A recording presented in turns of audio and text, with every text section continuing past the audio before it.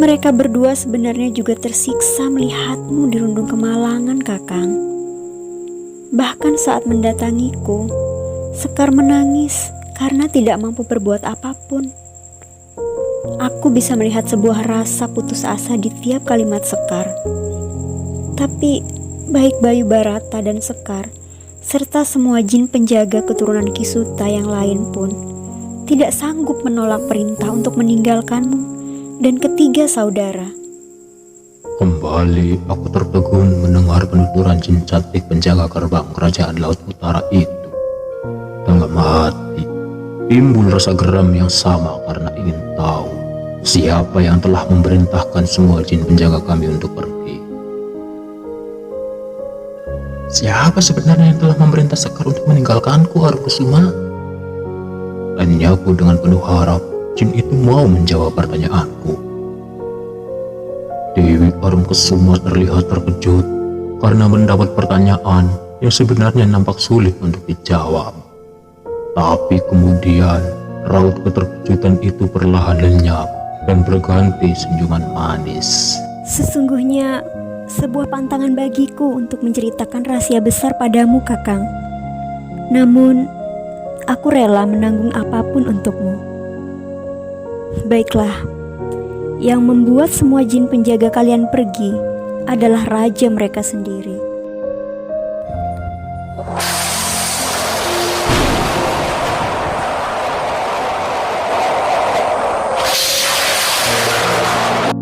Tiba-tiba, sebuah petir dahsyat menyambar beberapa tombak di hadapan kami. Sedetik setelah Dewi Arumkesuma mengatakan sosok utama di balik perginya Sekar dan Bayu Barata, aku sempat terpelanting ke belakang karena terdorong oleh daya ledak dari sambaran petir aneh tersebut. Sementara Dewi Arumkesuma nampak pucat wajahnya menatap ke arah sambaran petir yang berubah menjadi sekumpulan asap hitam. Aku yang masih tengkurap karena sempat terbanting di atas hamparan rumput hijau berusaha bangkit. Kedua telingaku mendengar suara ketakutan ringkikan kuda dan hewan-hewan lain yang berlarian di atasku. Langit terlihat berubah menghitam sama halnya dengan gumpalan awan putih dan biru yang terhampar di sekeliling tempat kami berada.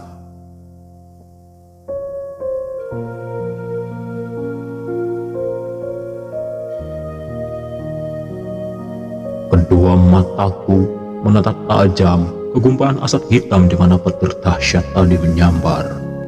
Sementara Dewi Arumkesuma nampak berdiri mematung dengan tubuh sedikit bergetar. Perlahan-lahan gumpalan asap hitam itu membentuk samar sebuah sosok yang semakin lama semakin jelas. Kedua bola mataku seketika melotot saat melihat siapa gerangan sosok yang sudah tidak jelas wajahnya. Raja Jin, ucap berdiri saat kedua kaki sudah kembali berpijak dan menumpuk tubuh. Wajah Raja Jin yang nampak hampir sama dengan rupa Jagadvirta menatap tajam ke arah Dewi Arumkesuma. Jelas sekali sorot matanya menyiratkan murka. Dengan sedikit tertatih, aku mulai berjalan dan berhenti persis di sebelah Dewi Arumkesuma yang wajahnya terlihat semakin pucat. Lancang, beraninya jin lemah sepertimu mencampuri urusanku, ucap Raja Jin dengan suara yang menggetarkan tanah berumput yang kami pijak. Ini menandakan kesaktiannya yang sangat-sangat luar perhitungan kami. Maaf Eyang, aku yang meminta Dewi Arumkesuma untuk menceritakan semuanya, ucapku dengan wajah terangkat menatap arah Raja Jin. Diam kau. Aku sengaja melakukan semua untuk melindungimu, bocah cahik. Kau tidak tahu dengan siapa kau dan saudaramu akan berhadapan nanti jika semua jin penjaga kalian tidak kuperintahkan untuk pergi. Hendak Raja Jin yang seketika membuatku bungkam. Ya, Dan kau jin penjaga gerbang kerajaan Laut Utara, aku akan menghukummu karena telah berani melanggar sumpah untuk tidak mengatakan apapun pada pemuda ini. Sekarang, bersiaplah, kata Raja Jin sambil mengacungkan ujung jari telunjuknya yang mulai diselimuti sinar merah. Tanpa pikir panjang, aku segera berpindah tempat dan berdiri di hadapan Dewi Arukusuma dengan kedua tangan terentang, bersiap menerima hukuman yang siogianya untuk diberikan Raja Jin untuk Dewi Arukusuma. Jika kau mau menghukum, guna aku, Eyang, ucapku dengan suara bergetar. Tiba-tiba terdengar suara ombak bergulung disertai angin yang menderu cukup kencang. Bahkan karena saking kencangnya, tubuhku sendiri sampai terdorong sedikit ke samping. Semakin lama, suara ombak tersebut semakin terdengar bergemuruh. Perlahan-lahan, pandanganku membesar saat melihat hamparan awan yang tadinya berwarna biru dan putih, dan kini sudah berubah hitam, terbelah menjadi dua bagian. Di tengah-tengahnya terlihat sosok seseorang berambut panjang dengan bagian kepala nampak berkilauan. Kanjeng Ibu, Ucap Dewi Arukusuma yang sempat terdengar lirih di telingaku. Pandangan mataku terus menatap ke arah sosok tersebut yang mulai jelas membentuk tubuh seorang wanita dengan paras teramat cantik. Sungguh tidak tertandingi kecantikan yang dimiliki wanita bermahkota emas yang berkilauan dan berbalut pakaian hijau terang itu. Sebuah tongkat yang seluruhnya terbuat dari emas itu nampak dipegangi oleh jari-jari lentik tangan kanannya. Sebuah senyuman manis tersungging dari paras cantik wanita tersebut. Kedua mataku kembali terbelalak saat melihat tempat berpijaknya wanita yang sempat dipanggil Kanjeng Ibu oleh Dewi Arukusuma. Sosok anggun itu nampak berdiri di atas sekulungan ombak besar yang seakan sengaja menumpuk tubuhnya.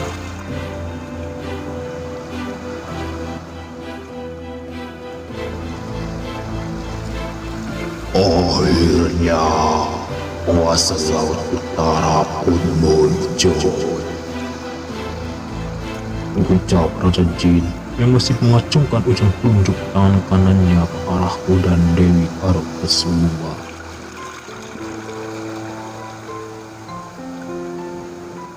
Sebuah senyuman kembali tersimpul dari wajah yang kecantikannya tidak tertandingi itu menurutku. Seumur hidup, baru kali ini aku melihat seorang wanita yang benar-benar sempurna dari ujung kaki sampai kepalanya. Seperti tiada celah yang ada di tubuh dan paras wajah penguasa Laut Utara. Bahkan hembusan angin laut yang biasanya tercium bau khas lautanku, kali ini membawa aroma sangat harum saat melewati sosok penguasa Laut Utara. tundukkan wajahmu, Kakang. Ratuku tidak suka jika ada laki-laki yang memandangnya seperti caramu saat ini.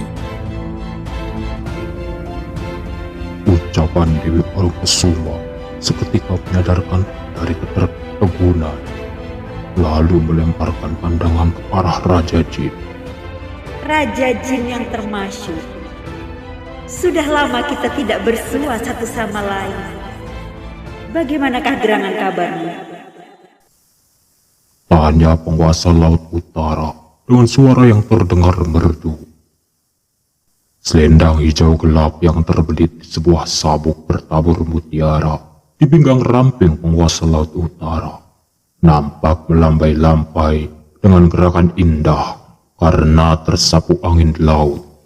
Begitu pula dengan ujung kain batik berwarna putih dengan corak aneh berwarna hijau yang menutupi dari batas pinggang sampai kedua kaki sosok jin cantik itu terlihat sempurna di atas gulungan buih ombak tempatnya berpijak.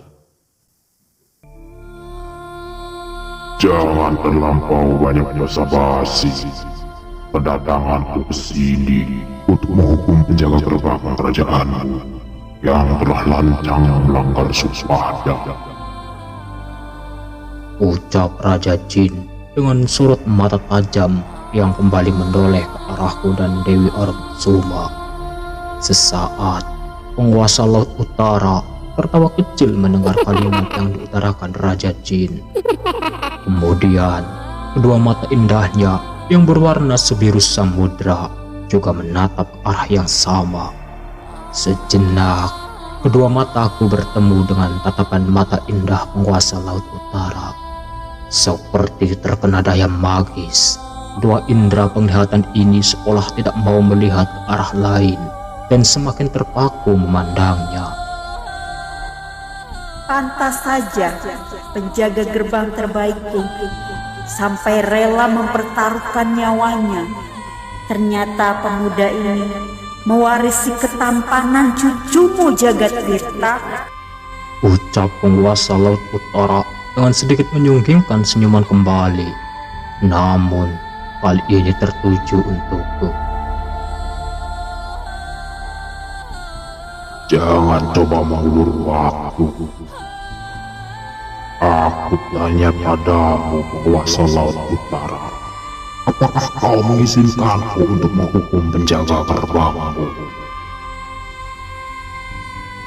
Tanya Raja Jin yang kali ini terdengar jauh lebih bergetar lagi suaranya, hingga membuat ratusan batu-batu kecil yang ada di hamparan tanah berumput indah tempat kami berpijak terlihat ikut bergetar. Sebuah senyuman yang terlihat sedikit getir terlukis di paras sempurna penguasa Laut Utara. Sejenak, sosok Jin luar biasa cantik itu memindahkan tongkat emas berukir naga dari ujung hingga pangkalnya tersebut ke pegangan tangan kiri. Mengapa kau seperti bernafsu sekali ingin menghukum putriku? Pertanyaan penguasa Laut Utara sekonyong-konyong membuat kedua mataku terbelalak. Aku sempat menoleh ke belakang, ke arah Dewi Arun Kesuma. Jin penjaga gerbang kerajaan Laut Utara itu hanya memberiku sebuah senyuman dengan kedua mata yang perlahan-lahan berubah sebiru samudra. Bukankah sudah menjadi hak semua keturunanmu untuk mengetahui siapa dan apa sebab dibalik kepergian semua jin penjaga mereka? Tanya penguasa Laut Utara dengan nada suara tetap terdengar merdu, namun mengandung kekuatan tenaga yang luar biasa kuat di baliknya. Raja Jin nampak menurunkan telunjuk tangannya yang sedari tadi mengarah ke kami, lalu berputar menghadap penguasa Laut Utara. Sorot matanya terlihat semakin tajam mengintimidasi. Jin cantik yang tetap masih sangat tenang berdiri di atas ombak di hadapannya.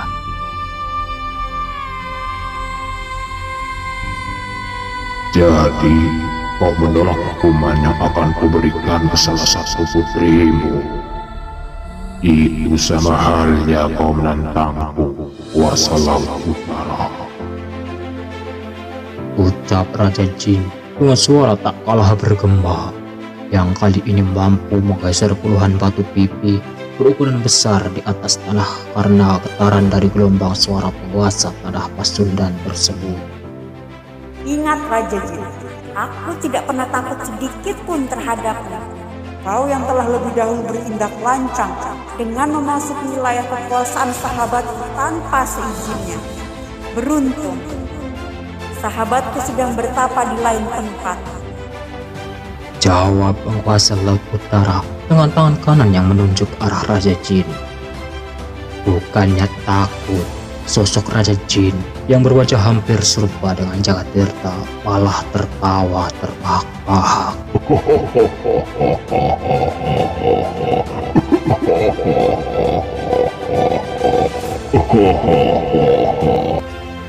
Seketika aku merasa tanah tempat kami berpijak terguncang seperti terkena gempa dan kembali tenang setelah tawa penguasa tanah Pasundan itu reda.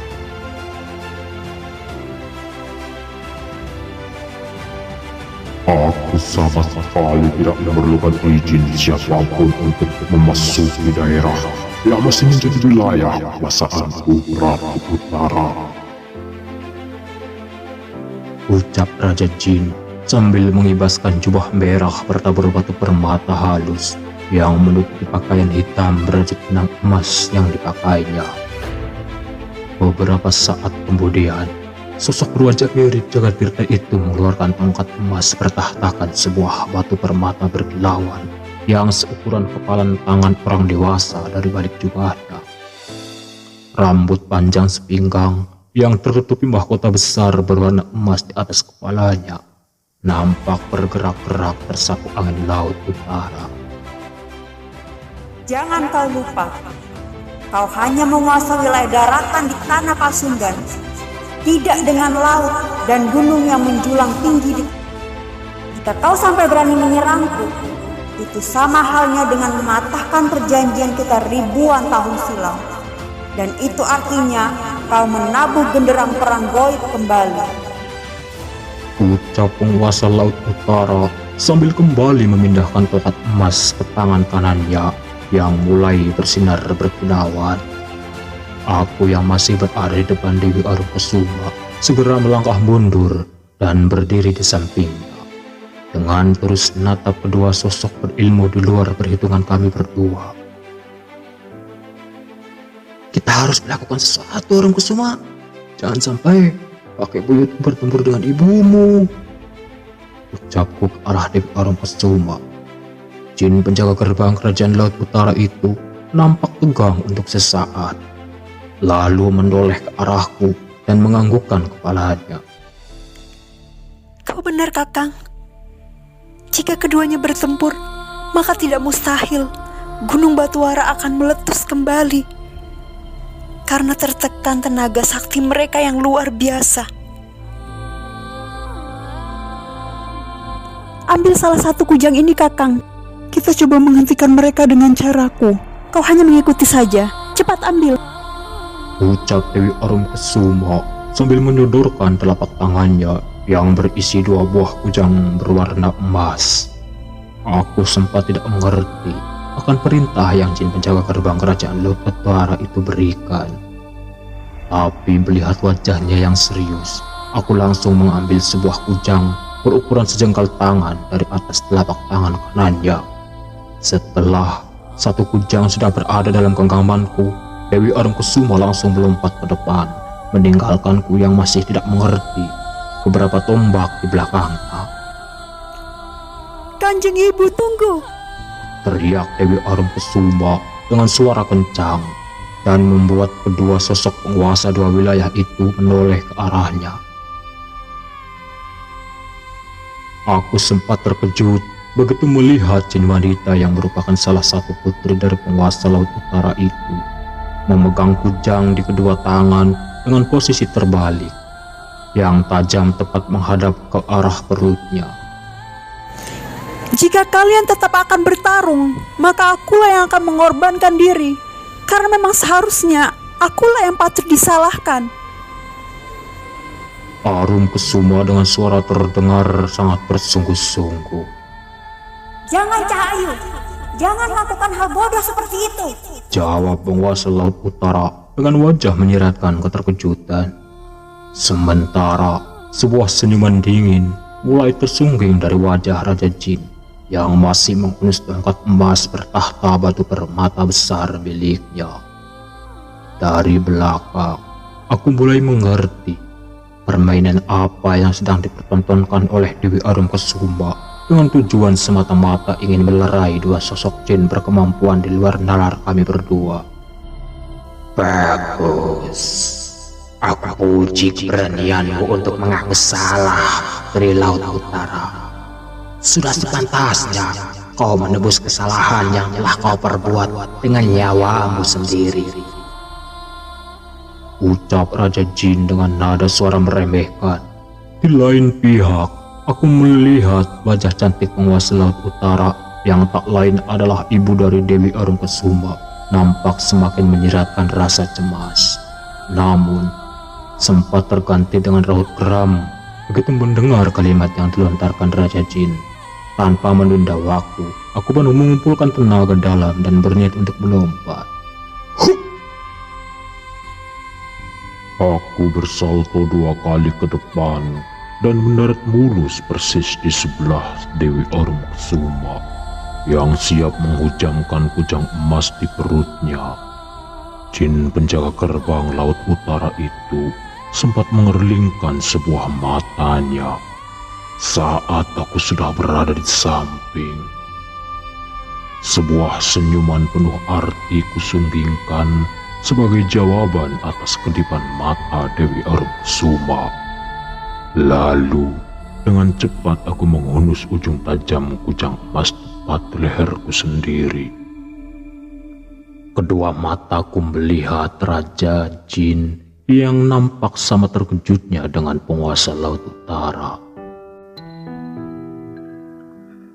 Apa yang hendak kau lakukan, bocah tengik? Tanya sosok yang wajahnya hampir mirip dengan Jagatirta itu. Hanya berbeda sedikit rambut panjangnya yang terkerais pinggang. Aku juga siap mengorbankan nyawaku, Eyang. Karena permintaanku, Dewi Orunkusuma berani melanggar sumpahnya. Jadi, yang paling bersalah adalah aku. Ucapku dengan wajah yang juga menyiratkan kesungguhan. Sejenak, aku melihat wajah Raja Jin berubah cemas. Lalu melempar pandangan ke arah penguasa Laut Utara.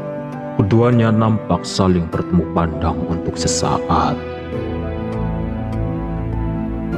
Maaf, Eyang. Jika kau masih berniat untuk menghukum Dewi Orunkusuma, maka aku dengan rela hati bersedia menghentikannya. Jika kalian tetap akan bertarung, maka akulah yang akan mengorbankan diri. Karena memang seharusnya akulah yang patut disalahkan. Sanggah Dewi Orunkusuma dengan suara tak kalah kencangnya. Baik penguasa Laut Utara dan Raja Jin nampak sama-sama bingung mendengar dan melihat apa yang sedang kami lakukan di hadapan mereka. Tapi sesaat kemudian terdengar tawa terbahak-bahak dari sosok yang wajahnya mirip dengan Jagatirta itu. Dewi Orunkusuma sempat melirik ke arahku dengan tatapan tidak mengerti. Aku mengerti. Aku mengerti. Kalian berdua sengaja bertingkah sama-sama hendak mengorbankan diri agar kami mengurungkan niat untuk bertarung, bukan? Aku sempat mengumpat dalam hati saat menyadari permainanku dan Dewi Orunkusuma bisa terbaca oleh Raja Jin. Dari arah lain, wajah cantik penguasa Laut Utara nampak sedikit menyiratkan raut kebingungan. Apa maksudmu? Tanya Ratu Laut Utara dengan wajah dipenuhi pertanyaan. Tidakkah kau lihat, Ratu Laut Utara?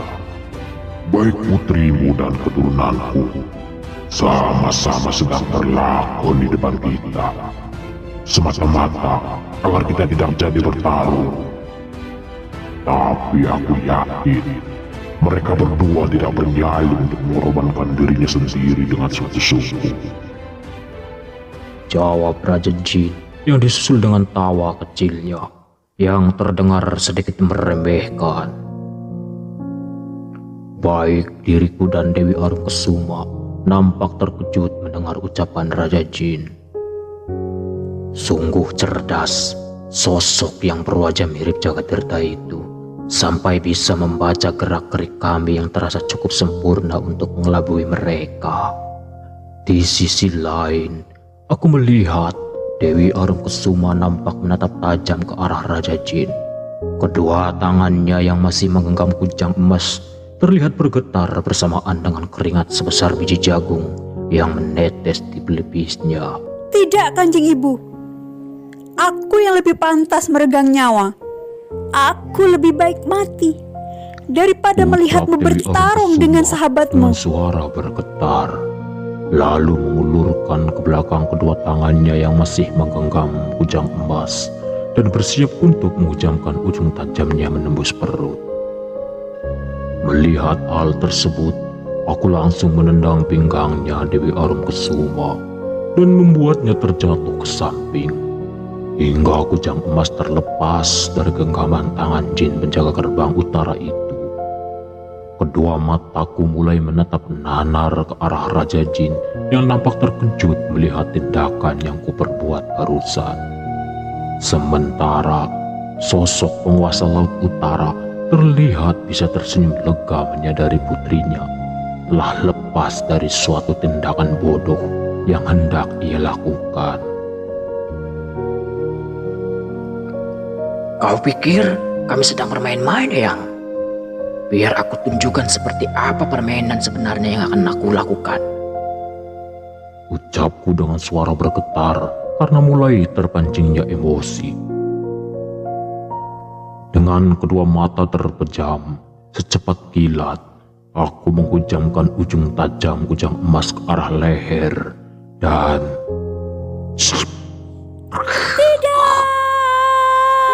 Suara tusukan benda tajam yang menembus tulang terdengar cukup nyaring bersamaan dengan jeritan dari Dewi Arumkesuma.